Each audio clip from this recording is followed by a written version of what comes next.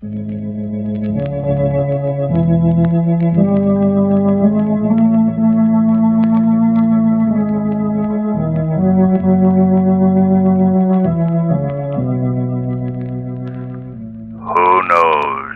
what evil lurks in the hearts of men? The Shadow knows.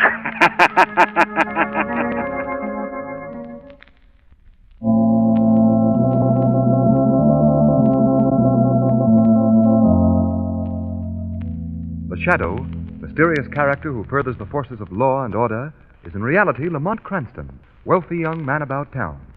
The Shadow uses his hypnotic power to cloud men's minds so that they cannot see him. Cranston's friend and companion, the lovely Margot Lane, is the only person who knows to whom the unseen voice of the Shadow belongs. Today's story, Mansion of Madness.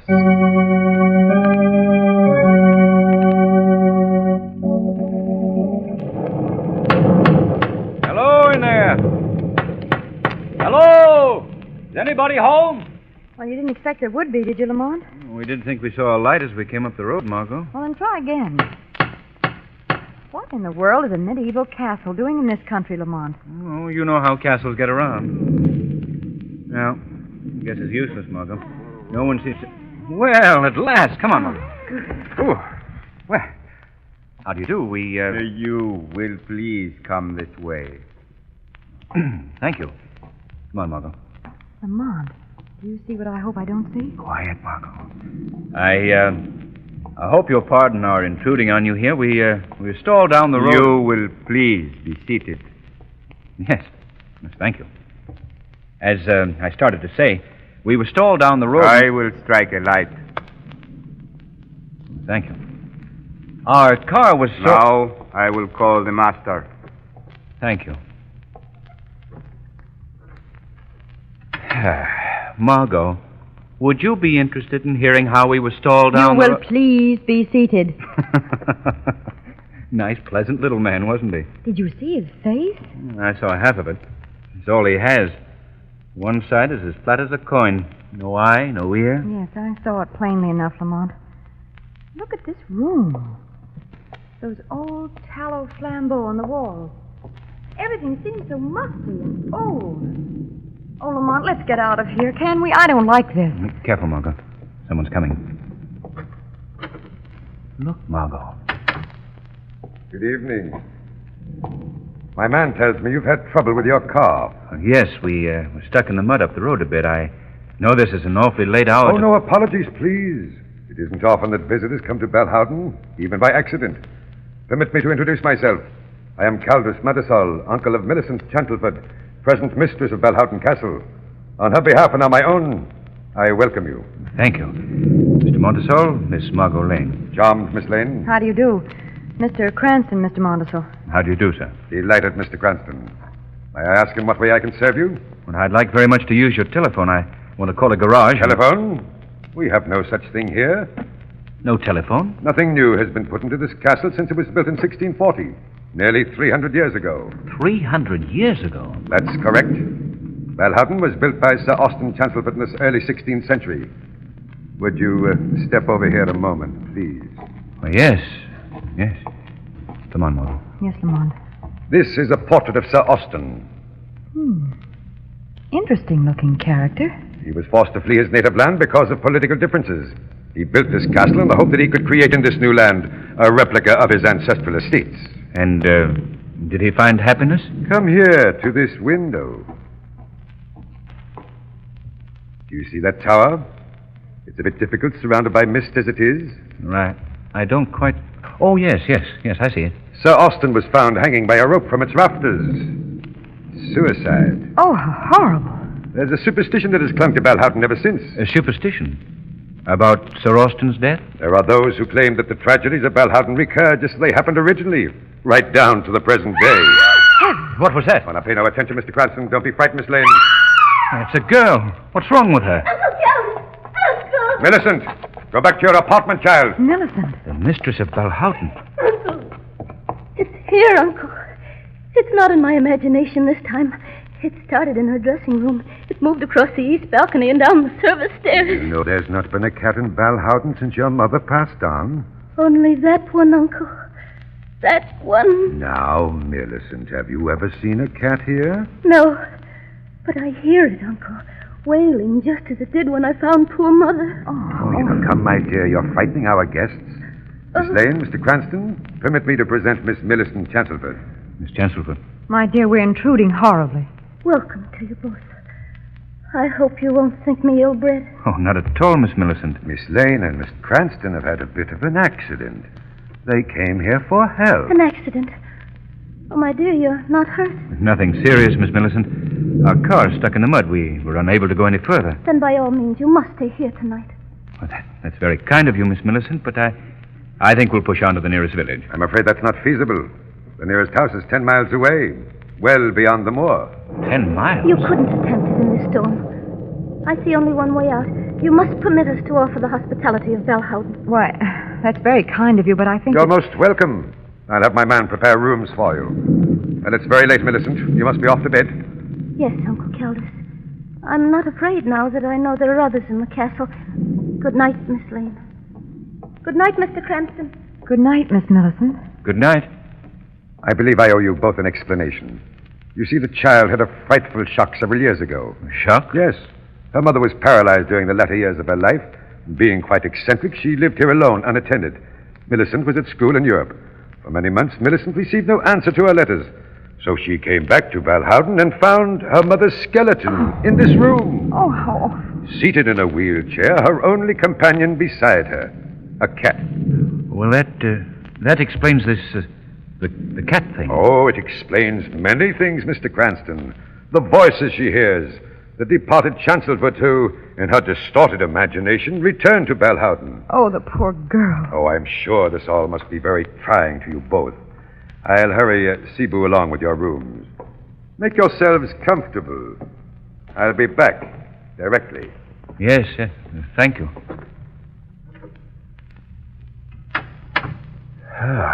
Well, Margot, not a pretty situation, is it? Definitely not. What can we do, Lamont? I'm not sure, Margot, but I'd like to stay. In fact, I must stay. Why? Well, Margot, it seems that many invisibles walk the halls of Balhowden. Tonight, there will be one other. The Shadow.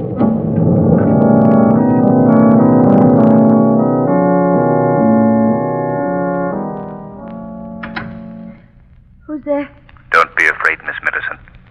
I mean no harm. What do you want? To help you, if help is possible. I'm a friend. I don't recognize your voice. You say you're a friend. What's your name? I have no name, really. I'm called the Shadow. Shadow. I don't understand. Are you one of the visions? No, not one of the visions. Please let me explain. I'm a living, breathing mortal just like you. But I possess a hypnotic power through which I can create a mental mist that makes me invisible. Then you're not one of them. Them? The Chancelfords. You're not Sir Austin or old Barton. There's nothing supernatural about me, Miss Millicent.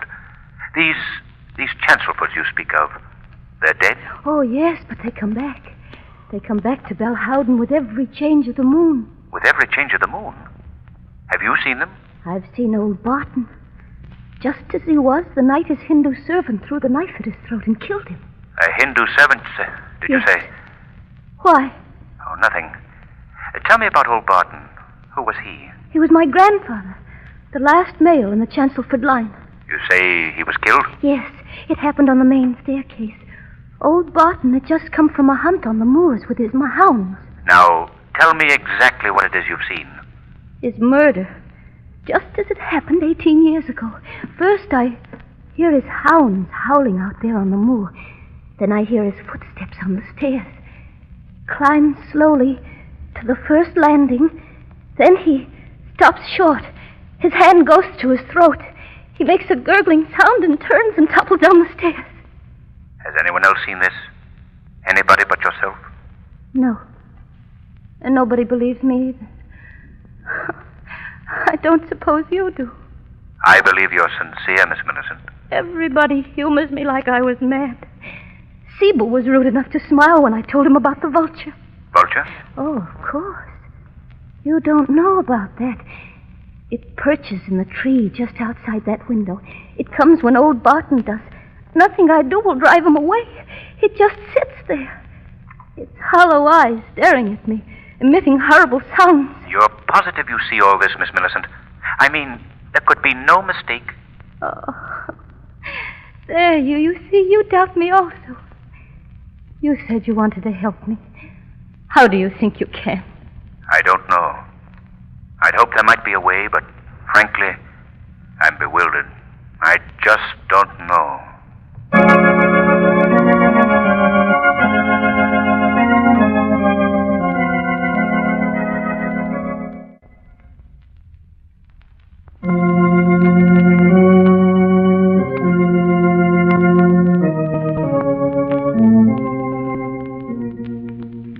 Lamont, will you please explain to me why we've been called to court? I've told you, Margot.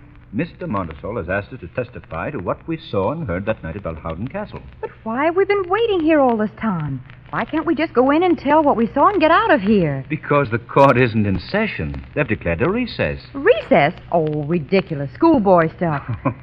I'll bet you that if women were running these places, things would happen a lot faster than they do now. Now, wait a minute. I seem to recall a few shopping trips with you, my dear. Oh, well, that's different. And the people that hang around here. Look at them. Pure criminal types, every one of them. Well, who, for instance? Well, that man who just came out of that room, for instance. That man there? Yes. Darling, that's the judge. Oh. The court is reconvening. Let's go inside.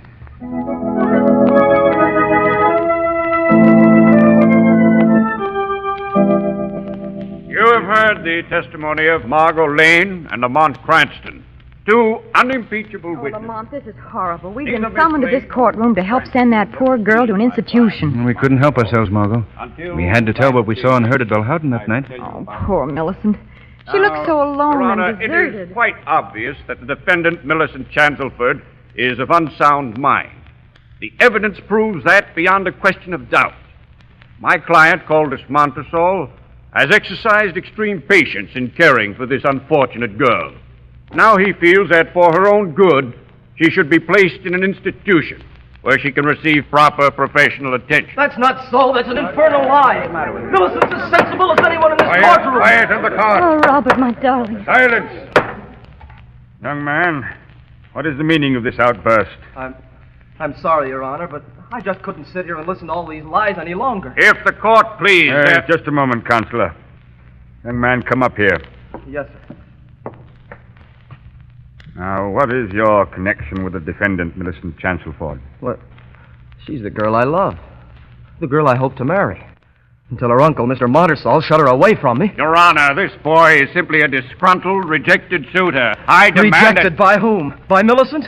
All right, I'll show you how much of a rejected suitor I am. Millicent, tell him you love me. I do, Robert. I love you with all my heart. There, you see, Judge? Your Honor, I object to this display. Judge, let me take Millicent away.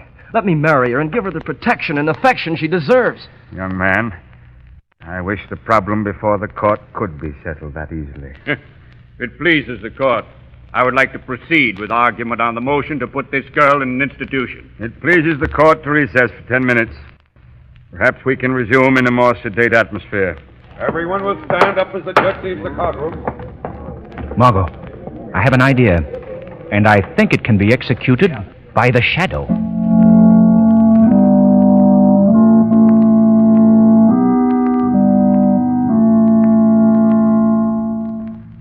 But, Shadow, whoever you are, this is an impossible thing you ask. I'd like to do it for you. Lord knows you've done enough for law and order. But I've got to hand down a decision. Sign the girl's commitment papers today. Give me 2 days' time, Your Honor. Just 2 days postponement. But I just can't grant postponement on nothing. Your Honor, you've got to give me some time to accomplish my job. Well, Please, Your Honor. I'll tell you what I'll do. Yes? I'm probably a sentimental old fool, but I'll give you 24 hours. If you're not back with something definite in that time, I'll have to commit the girl. 24 hours. That's all. Perhaps it'll be sufficient. There's a change in the moon tonight. Change in the moon? What in blazes has that to do with the case? Maybe nothing, Your Honor. Maybe everything.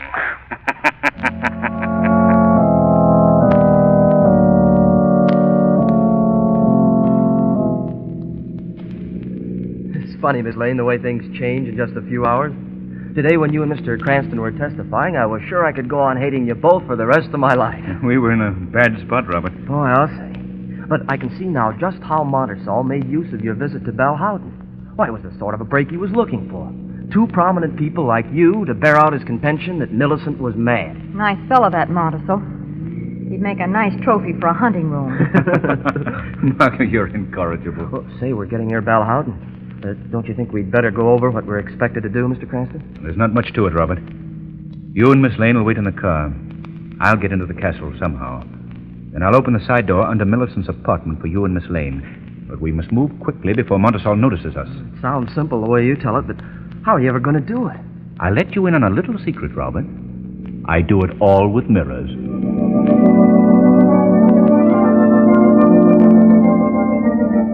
Hardly believe it, Robert.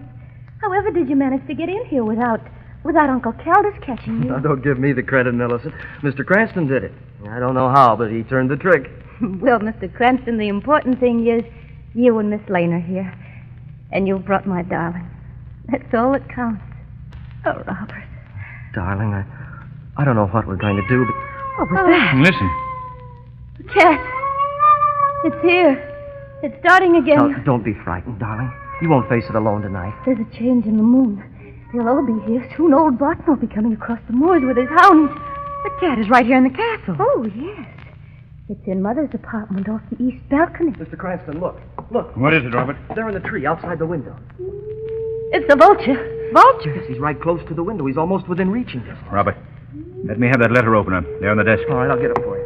What are you going to do, Lamont? I'm going to try my hand at the gentle art of knife throwing. Here you are, Mr. Cranston. This ought to do it. It's sharp and heavy. Yes, fine, Robert. All right. There. Step back, Margot. Come over here, Millicent. All right, Mr. Cranston, let her go. Oh, a bullseye. You stuck it right in his breast. Yes. But still he sits and squawks. Interesting.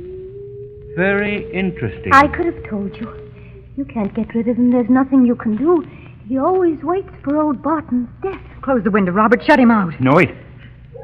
I hear something out on the moor. Now, you hear that? It's the hounds. They're moving across the moor. Old Barton's with him. He'll be here in a minute. They're coming this way. Oh, Robert. It's all right, darling. It's all right. I don't see how anyone could live in a place like this and still hold on to their sanity. Others have reasoned that way, Margot. You mean Montersall, I suppose. I don't exclude him. Mr. Cranston. Yes? I think I hear somebody moving about downstairs. Yes? Margot, put out that flambeau. I'm going out in the hall. I don't want the light to stream through. All right. There you are. Now, quiet while I open the door. Oh, wait a minute, Mr. Cranston. I'm going with you. All right, Robert. Open up. Be careful, Robert. Easy, boy. Step through, Robert. Right. Now, close it. Follow me. Robert. Yes? Drop down behind this balustrade. We can see the stairs from here. Mr. Cranston. Yes? Look, coming around that car. Ah, that's our man. Now watch it. Old Barton? Maybe. Can you see his face? No. Cape hides it. He's near the landing. Be ready to run, Robert. But what are we going to do? Head him off before he can get to that big flagstone at the bottom of the stairs. Look, he stopped on the landing. Ready now? That's exactly as Millicent described it. Old Barton chokes and then he falls down the stairs. Come on, Robert. Stop! Stay where you are! Stop, I say! Look out, Mr. Cranston. Grab him. I got him! No use, mister. We're onto your hoax. Out of the way, Robert. No, you don't. There. You've got enough, Mr. Ghost. Oh, no, eh? You got him, Mr. Cranston. You nailed him right in the butt. Robert. Millicent, it's all right. Now, don't worry. That was quick work. Who is he, Lamont? I don't know, Margot. We'll see. Strike a match, Robert. I'll turn him over. Sure. Boy, you should have seen that sock Mr. Cranston gave him. All right, now, we'll see who the... The half-faced man. Cebu. Robert, Yes, Mr. Cranston? take Millicent to her apartment. Margot, you come with me. All right, Millicent, let's go. Come on, Margot. All right. Oh, what's next? I want to look at that vulture. Tree's right outside this door. All right, Margot. After you. Thank you. There. There's our charming feathered friend. Still perched and still imperturbable. And still possessed of that confounded voice. Margot, take a look at this. What is it? A wire? Yes. And if I'm not mistaken, well, let's give it a yank and see what... My, what a long tail he has. Long copper and properly insulated. Hold on just a minute now. There we are, Margot. Mr. Vulture's innards. His heart, soul, and mind are all encased in this little device. Looks like a radio loudspeaker. That's exactly what it is. I had no idea vultures were such deceitful creatures. Margot, you take the car, drive to the village, and phone the police. Don't let them know who you are, but tell them to get out here right away. What are you going to do? I'm going to follow this wire. It'll probably lead to one of those abandoned guardhouses at the edge of the moor. Tell the police to watch for a flashlight signal. Then rush to the location and hold anybody they may find there. The Shadow is going to find the human vulture at the other end of this line.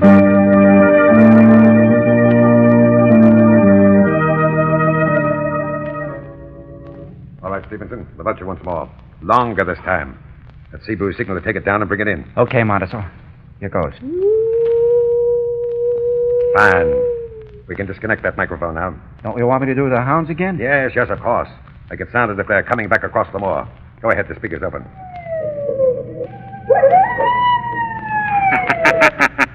What was that? Did you do that, Stevenson? No. Came from over there by the door of the hut. That laugh is not in Stevenson's repertoire of impersonations, Montesol. Stevenson, what in thunder is this? Do you see anybody? I'll answer for him, Montesol. He can't see me any more than you can. Well, who are you? I am the Shadow. Shadow? Oh, yes, I've heard of you. Quite an elaborate array of insanity-producing machinery you have here. What do you mean? This is a simple portable broadcasting outfit. We're radio amateurs, that's all. Hey, yeah, sure, that's all. Amateurs at radio, but professionals at crime. I'm afraid you're making a mistake. You're the one who's made the mistake, Montesol. You made the mistake of thinking you could drive Millicent Chancelfoot mad, or at least make her believe herself mad. This is ridiculous. I don't know what you're talking about. Your denials don't interest me, Montesol. I'm only concerned with destroying your plans. Your control over Millicent, Mount Chancelford, and her fortune is at an end. What's that? A couple of automobiles coming along East Drive. The police, Montesol, coming for you and your impersonating Confederate. The police? Come on, Stevenson, run for it. Come on, let's go. Run, Montesol, run to your doom. Oh, stop or we'll shoot.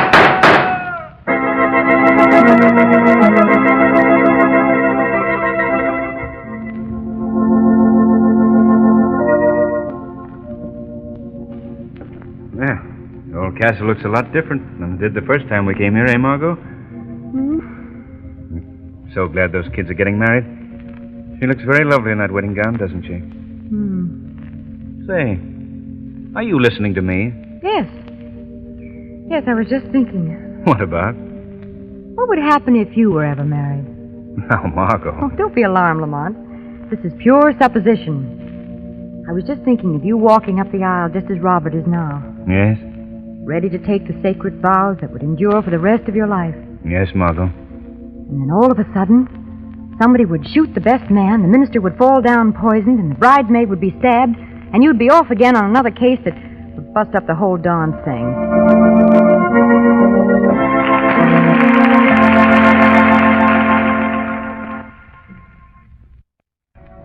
Today's program is based on a story copyrighted by the Shadow magazine. All the characters and all the places named are fictitious. Any similarity to persons living or dead is purely coincidental. The Shadow magazine is on sale at your local newsstand.